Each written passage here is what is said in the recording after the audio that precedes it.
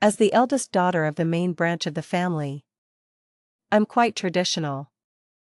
I can fool around with men, but I'd never marry a man who's been played out.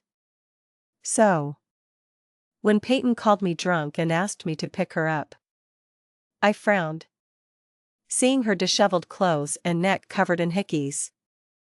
Yet, she just smiled at me carelessly and said, "It's just a game. Don't be jealous." I peeled her hand off my neck. "I know," I told her, "but don't call me anymore. I'm getting engaged next month. And my fiancé is possessive and petty. It'll be hard to appease him if he finds out I came to see you." The novel is called Bamboo Clear Wind Sword. The main text begins. Peyton smiled, offering me a black Russian. "Thanks for coming. MS. Goo. For celebrating my new store opening while you're so busy." Just as I took the drink, a lightly dressed girl walked past us, leaned over, and kissed Peyton on the cheek. "Ayu. Happy opening. Thanks for inviting me to your bar." Peyton chuckled. "No problem. Have fun." The girl walked away, leaving a trail of perfume. Peyton glanced at me, uncharacteristically explaining, "Just a friend's sister. We're not officially anything." She didn't need to explain to me. I simply hummed in response. Peyton smiled, as charming and beautiful as ever. She picked up her glass and came over, her body swaying as she tried to kiss me, like a tempting succubus. She had chosen this corner spot. The lighting was dim and confusing, making it hard for anyone to notice us. I gripped her hair, telling her not to be so wild, and asked, "Why did you dye it red?" Peyton wasn't annoyed. She chuckled, just reminiscing about the past. "You don't like it?" I didn't answer. She lay on my lap, wrapping her arms around my waist, her voice muffled. "So many years have passed. If you confess to me next Valentine's Day, we'll get together." But I didn't hear that. I was reading a message from my mother on my phone. "Fu Yuen is back in the country. Come to the old house tomorrow to meet him." "What are you looking at?" Peyton looked up at me.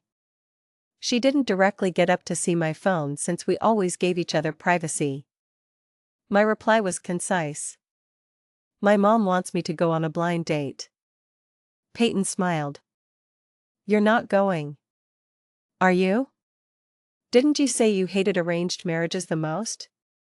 I shook my head. "I have to go. Just for show." Her smile faded. The hand gripping my clothes tightened. "Do you have a picture of the man?" I raised an eyebrow. "Why?" Peyton chuckled. "Just to see if he's as good-looking as me," I said helplessly. "He doesn't like sending pictures. I haven't seen him in ages, so I don't know what he looks like now." There was something else I didn't say. "And what does that have to do with you?" Not getting the answer she wanted, Peyton got up and answered herself. "He's definitely not as good-looking as me." The warm breath she blew on my ear tickled. I pushed her away, but she grabbed my wrist. "Want to go upstairs or to my place?" This was a blatant invitation. With such beauty before me, I had no reason to refuse. So, I nodded and agreed. Peyton's bar had her own bedroom upstairs. I surveyed the exquisite and luxurious decor, chuckling. "Have a lot of people been here?" Peyton's expression darkened. "What are you talking about?" "The bar just officially opened today. Everything is new. And I haven't been with anyone else lately." My words were a bit out of line. Who Peyton messed around with was none of my business. So I quickly apologized and appeased her. Only then did she smile and lean in to kiss me again. I met Peyton while studying abroad in the United States. Back then, I was interested in music. So I joined Peyton's band at the same school as a bassist. She was the lead singer, with a messy head of red hair, and the longer parts tied into a small braid at the back. Her amber eyes tilted upwards, with long eyelashes that looked like natural eyeliner. Among my Chinese American friends, Peyton's looks and figure were top tier. Every time she appeared, she would draw screams from crowds of girls. I had the advantage of proximity. After one performance, I slept with her. I liked it then. And Peyton responded enthusiastically. You could say her room was a mess that night. From the floor to the sofa to the bed, no spot escaped the war. The next day, when I woke up, Peyton was counting the hickey marks on her neck in the mirror. She asked me, half annoyed and half amused, "Are you a mosquito?" I shook my head and sat up, trying to clear my head. She hissed as she stroked the bite marks on her collarbone. "Then you must be a dog." I checked my phone. It was already past 10 a.m. Let's make it official. You think of the caption, or we can use your lyrics. Peyton suddenly turned to look at me. She seemed stunned but then burst out laughing. No. Do you think we're dating? I thought about it. She had accepted my gifts on Valentine's Day and Christmas that year. She would often kiss me and tease me. Wasn't that dating? Peyton stretched lazily. Of course not. I've never been responsible. I lit a cigarette. Then what are we now? Peyton narrowed her eyes at me for a while, a wicked smirk on her lips. Bed buddies, I guess. As she got dressed, I admired her dimples, abs, and V-line, while carefully savoring this new term. Bed buddies. Indeed. Peyton had good hardware. But she was too much of a playgirl. Being bed buddies was truly the most suitable role for her. Such a playgirl wouldn't make a good boyfriend. So I put out my cigarette, pulled out my phone, and changed Peyton's contact name to Bed Buddy. However, I never expected Peyton's playful nature to remain unchanged even after we graduated and returned to the country. I inherited the family company and started working seriously, while she had an older brother and sister-in-law to handle things, and a large trust fund.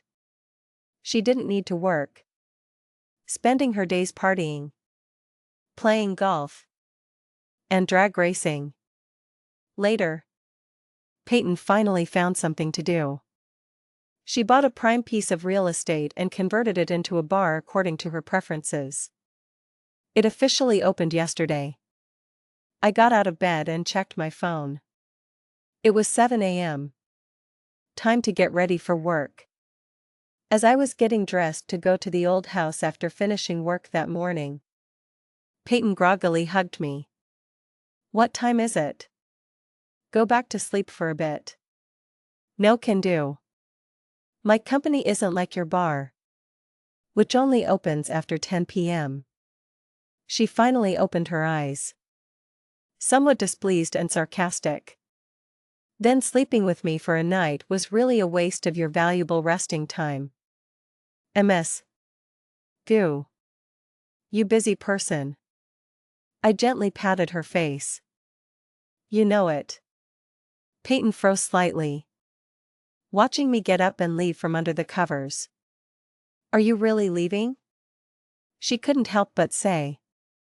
Can't you? I put on my coat and turned to listen to her. But she suddenly pulled out a light, airy smile. Go ahead. Anyway.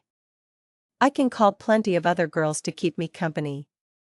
I recently met someone new who looks a lot like. I raised my hand to interrupt. Whatever makes you happy. I'm leaving. As I closed the door, I saw Peyton struggling to reach her phone from the head of the bed. Around 2 p.m., I drove back to the old house. First, I listened to my mother talk endlessly. Something about childhood sweethearts and families with generations of connections. She even said Fu Cun was a good son-in-law who could handle both home and outside affairs. It made me laugh. Peyton was right. I really wasn't interested in arranged marriages. Mom, I still prefer to fall in love freely. But the next second, I held my breath. Because Fu Cun had walked in from outside. My little childhood friend had really grown up well. Aside from his age, he was perfect in every way. After several years, Fu Cun had grown into a handsome man with delicate features, black hair, and black eyes. His skin was soft and elegant, and his smile carried a hint of gentle warmth. A stark contrast to his incredibly attractive, sexy physique in a black turtleneck. On him, I particularly liked his well-developed chest muscles. Noticing my gaze, Fu Cun's ears turned slightly red. Looking rather cute. I suddenly chuckled and changed my tune. Long time no see. The weather's lovely today. How about we go for a walk together? As we strolled through the courtyard, Fu Cun initiated the conversation. You must have been very tired these past few years. Busy with work. You really need someone to stay by your side and take care of you. He added. But I really envy her. His eyes subtly dimming. I asked in surprise. You think I have a boyfriend? Fu Cun looked at me. Isn't that right? After all, you've always been so popular. I smiled and shook my head. No. I'm single. Fu Cun's abdomen tightened as he inhaled, his defined abs showing through his outer shirt. I chuckled and pointed at those lines.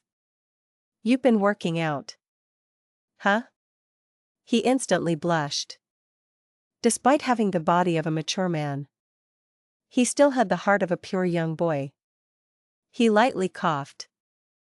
I bought this shirt because I saw your recommendation on social media. A black-fitted turtleneck is a man's best dowry. Remembering my past, unrestrained comments on male aesthetics, I nervously coughed a few times. Of course, I wouldn't do that now. So, you specifically wore this for me to see? Hearing that, Fu Cun's face turned even redder. But he looked away, avoiding my gaze and not answering. I leaned in and pinched his earlobe. It was round and delicate. Feeling nice. Why? Do you like me? He could have pushed me away with one hand. Yet he seemed immobilized, as if subdued by me. Fu Cun bit his rosy lips. I didn't mean to tempt you. I just wanted to tell you that I'm not a child anymore. So, can you give me a chance to date you? By the end. His voice was so low I couldn't hear him. What? Fu Cun closed his eyes as if making a decision. He said resolutely. Okay. I do like you. After saying that, he seemed to disbelieve himself and looked at me, adding in a whisper. I've liked you for a long time. I chuckled and distanced myself from him. Fu Cun thought this meant rejection, and his face instantly turned pale. But then he heard me say, You're still young. I won't just touch you casually. But we can try dating. And so, Fu Cun became my little boyfriend. His possessiveness towards me grew day by day. He often playfully checked up on me and my phone. Prone to jealousy. When he realized I was unhappy, he stood in my office, hands behind his back, like a puppy who knew it had done wrong. He looked down and explained, "It's my first time dating, so I didn't know this would make my girlfriend unhappy. I won't do it again." I walked over, lifted his chin, and kissed him. Good boy. Everyone around me is trustworthy. There are no rumors. No lovers. Don't overthink it. Okay? Receiving his reward, Fu Cun couldn't help but grin. Okay. But then he suddenly thought of something and awkwardly added, "What about that person named Peyton? You have to get rid of her." I chuckled inwardly. Okay. I'll get rid of her. Only then did Fu Cun become completely happy. He was so excited that he pushed me against the office desk and passionately kissed me. I gave him a little taste of sweetness and then told him to stop quickly. Otherwise, a hot-blooded young man might do anything. As luck would have it, just as I thought of it, it happened. Peyton hadn't contacted me much for the past 2 weeks. But tonight, after Fu Cun mentioned her, at 11 p.m., just as I was about to go to sleep, I suddenly received a call from Peyton. I squinted at the number for a while before recognizing it. Because her contact name had already been stealthily changed from bed buddy to villainous male third party by Fu Cun. I smiled and answered the call. The background noise was loud and chaotic, interspersed with girls' playful voices. Peyton's voice was as casual and unrestrained as ever. "I'm drunk. Can you pick me up?" Then she casually rattled off the name of a nightclub she frequented. I lowered my eyes. "All right. Wait for me. I'll be right there." Her voice was slurred and sticky. "Okay. I'll wait for you." It was time to say goodbye to her. When I arrived at the nightclub, the bouncer led me to Peyton's private room. The deafening music almost made my ears ring. Peyton was sprawled on the couch, several pretty girls beside her. Some were cutting fruit for her. Some were feeding her drinks. And others simply had their hands on her. Peyton had always been wild, but this level of decadence was rare. Her clothes were crumpled and torn, her collar undone, and her tie barely hanging on, revealing an expanse of pale chest. Hickeys like peach blossoms spread across her neck. Seeing me frown, Peyton reached out, put her arm around my neck, and chuckled. "I was playing games with them just now, and I lost. So I got kissed a few times. Don't be jealous." My expression relaxed. I removed her hand and tidied her tie. But as her smile gradually shattered, I said, "I know. But don't call me anymore after this. I'm getting engaged next month. My fiancé is very possessive and petty. It would be hard to appease him if he knew I came to see you." Peyton's lips remained curved upwards, but she looked at me with undeniable panic. "You're joking, aren't you? This isn't funny at all. Don't say that again." I shook my head. "I'm not joking. Next month, I'm marrying the young master of the Fu family." All the color drained from her face. The lines around her eyes and mouth trembled slightly. I couldn't tell what expression she was trying to make. "What's wrong? I'm not young anymore. Getting engaged is normal. Isn't it?" Peyton bit off my words and quickly interjected, "Right. It's just a business marriage. Very common. She touched her reddened eyes. Closed them. And after a moment of silence, told me, I'm tired. Take me home. The home Peyton referred to was a Riverview penthouse I rented to her. She naturally had her own place but insisted on living there. Perhaps it was because we had slept there too many times. I unlocked the door. Helped her inside. I hadn't visited this apartment in months. She had added many of her own paintings and decorations. And the overall style had changed. You should move out before next month. I won't charge you rent. And you'd better take all your belongings with you. Peyton turned to look at me. Surprised. Why? I pressed the remote to lower the curtains and turn on the nightlight. I'm getting engaged. I need to cut ties with you. Don't I? She leaned on the table, lowering her head and chuckling softly. It's just a business marriage. No feelings involved. Why do you need to cut ties with me? The scent of perfume and alcohol mingled, spreading through the air. This intoxicating, decadent smell had almost become my primary impression of Peyton. She kissed me intimately and unrestrainedly. Her scorching body temperature radiated through my thin shirt. I knew she had a fever back at the nightclub. I turned my head away. You're sick. But she only smiled and skillfully pushed me into the bedroom, reaching for my waist. We've known each other for so long. Is it something you can just cut ties with? I pressed down on her hand. Peyton's wisps of hair fell over her forehead. In the dim moonlight, I could only make out her upturned, peachy eyes and lips that glowed crimson even in the dark. Her shirt was half off, revealing her fair, beautiful left shoulder. In this seductive atmosphere, she truly resembled those seductive fox spirits from ancient tales, who fed on human essence. I, too, was once bewitched by her, entwined with her night after night.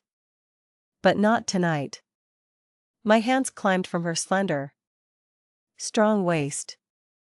She smiled, leaning down to kiss me. In the past, I would never have been able to resist such temptation. But this time, I turned my head.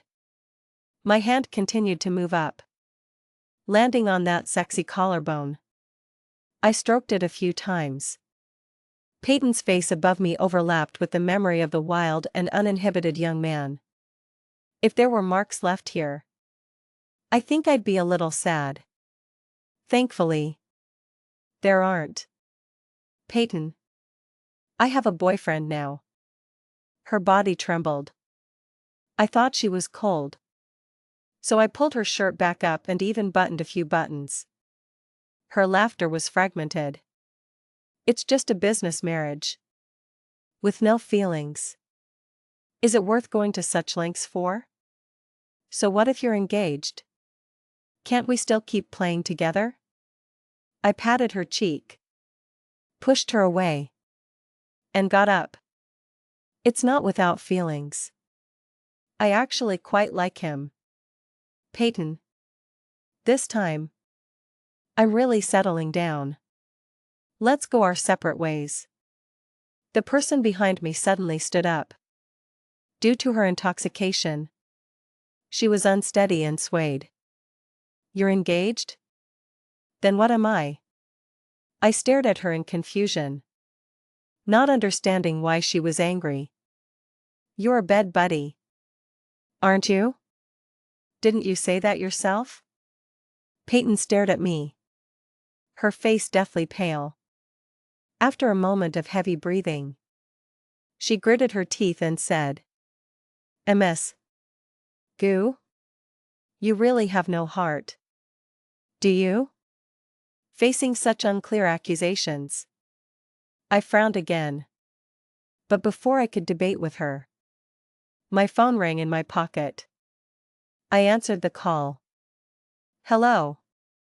I'm having a bit of trouble here. But don't worry. I'll be back soon. Then I accidentally put it on speaker. Fu Siyuan's clear voice came through the phone. Okay. I'll wait for you at home. I even made you some hangover soup in case you drank too much. Remember to praise me when you get back. Peyton tried to snatch my phone. But I hung up. She tightly grabbed my arms, laughing with anger. How heartwarming.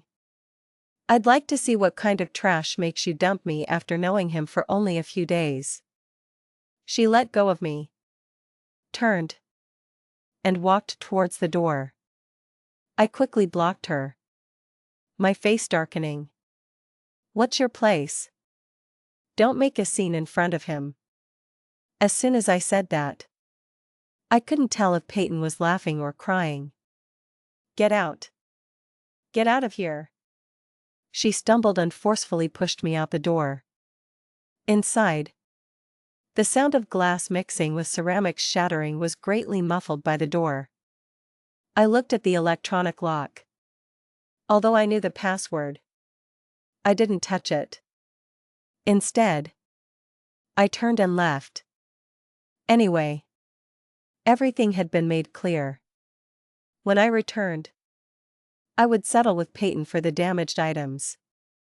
When I got home, Fu Siyuan was earnestly wearing my new apron, making soup in the kitchen. It was actually his first time at my place.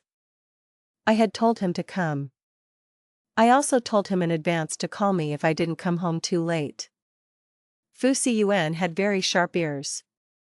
Hearing the sound of the door opening, he quickly turned his head, looking exactly like an Alaskan Malamute. I used to think it was too much work to own a dog.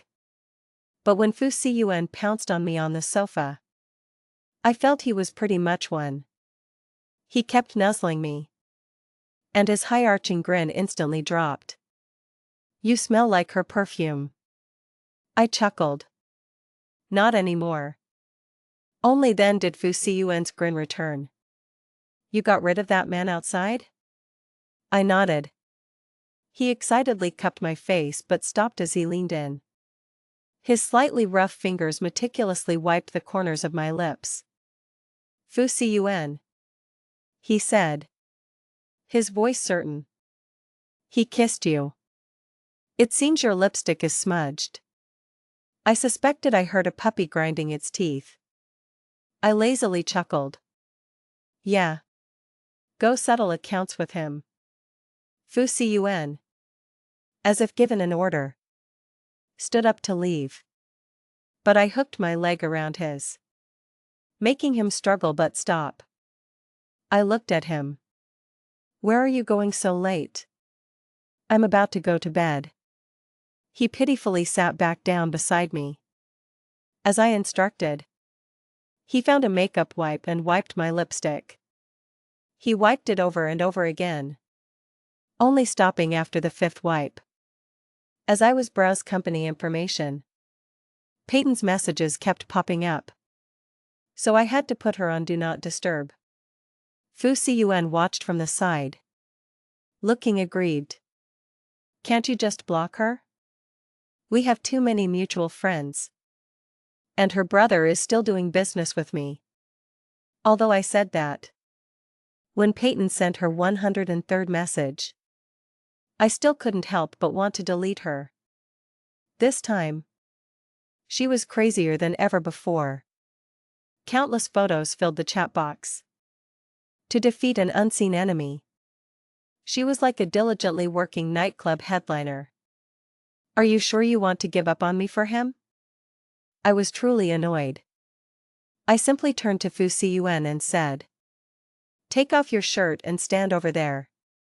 After someone awkwardly took off his tailored high-neck shirt, he revealed a strong, powerful body with defined muscles. My gaze followed the subtle veins on his side abs, climbed up his faintly visible dog bone waist, moved to his clearly defined 8-pack. And then to the glistening chest hairs hanging over his protruding chest. He had quite a few little tricks up his sleeve. But even a cold woman would smile at this sight. So I wasn't angry anymore. I just pursed my lips and indicated where he should stand. Realizing I was about to take photos, Fu Siyuan's ears turned red. "Just a moment," he said. Then he rushed into the bathroom. I watched him in confusion. He emerged with messy, wet hair, looking wilder than ever. Shimmering water droplets ran down his neck and muscle lines, disappearing into unseen places. Even his gray pants were wet in places. I smiled helplessly. "Why did you even do your hair yourself?" "I was just going to snap a few casual shots." Fu Siyuan stood still, vaguely posing like a male model. I stifled a laugh and took several photos. Then I waved at him. "Okay. That's enough." I sent the photos to Peyton, my little boyfriend. "What do you think?" I had done this to silence Peyton. But instead, the photos made her explode a second time. "You slept with this obviously shady man? How could you do this to me?" "So?" The wet hair made her think of afterward. I glanced at Fu Siyuan, who was obediently wiping his hair, his eyes clear. "I didn't expect you, kid, to be a wolf in sheep's clothing." Peyton was already cursing. This time, I didn't tolerate her anymore. I finally blocked her. I beckoned to Fu Siyuan.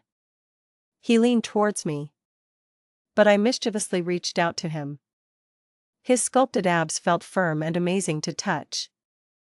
To make it easier for me, he leaned back, shyly avoiding my gaze, while his fingers dug deep into the sofa cushions.